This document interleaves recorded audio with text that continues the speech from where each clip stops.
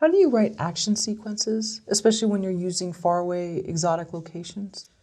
Well, the first thing I tried to do is I think it's, for a book, I think it's really critical to engage all of the reader's senses.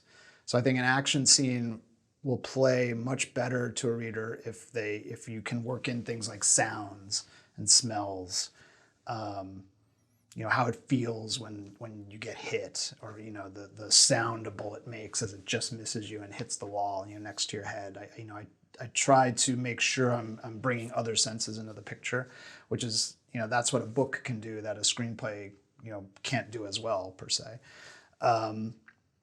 And most of my readers tend to say that they feel like the fights, feel very immediate and cinematic, and they feel like they're in it, with the hero. And that's kind of what I try to go for. I want the reader to kind of feel like this is happening all around them. Beyond that, like I said, I do think it's really important to let the action build and take the reader someplace where they're not expecting at the beginning of the scene. I think if you can predict the way an action scene is going to end, to me, that's not a great action scene. Like, I want it to be surprising. So for instance, in my second book, it's a very long action scene. I think it actually takes place over like 3 chapters, but they're in a Chinese apartment building, and they're trying to find this laptop, and they get it, and they go back down to the lobby, and Caine realizes, he spots these people in the lobby that weren't there before, and he knows that he can just tell the way they're moving that they're agents that are after them. So there's a big fight in the lobby, and then they run up the stairs, and then they hear soldiers coming down from the higher levels. They were waiting stationed up there. So then they have to run down a hall, and then they jump out a window to the building next door, which is under construction. So then they're like in this fight in this construction zone.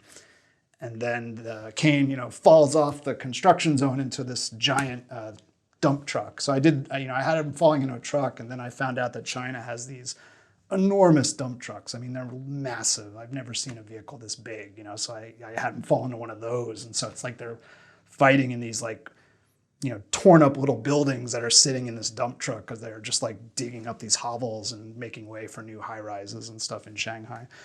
So, so that's a scene that starts in a hotel lobby and ends with a fight on a giant dump truck, in traffic. So I think, to me, that's what I enjoy.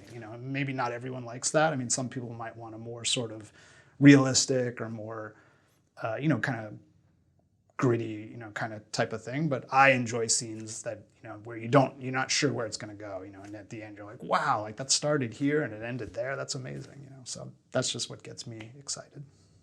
Pacings, lulls, and suspense? Again, it's hard. I mean, certainly it's important, and it's something I try to pay attention to, but I don't know that it's hard for me to say, do this or don't do that. I think every writer kind of has their own pace, and I can certainly enjoy slower paced work. I mean, I quite enjoy slow paced movies as long as they're interesting and you're kind of seeing. I'm reading a book right now called Ghost Month, which is a kind of mystery set in Taiwan, and it's a very slow paced book, but very interesting. But for me, I mean, in the books that I write, I do tend to, I think I tend to start slow, build to a sort of a steady action kind of pace around the middle, and then really kind of pull out the stops at the end. That's just sort of the flow that I enjoy for those types of books. But I also think it's very personal, because I have some readers, you'll read the reviews and they'll be like, oh my God, it's action packed.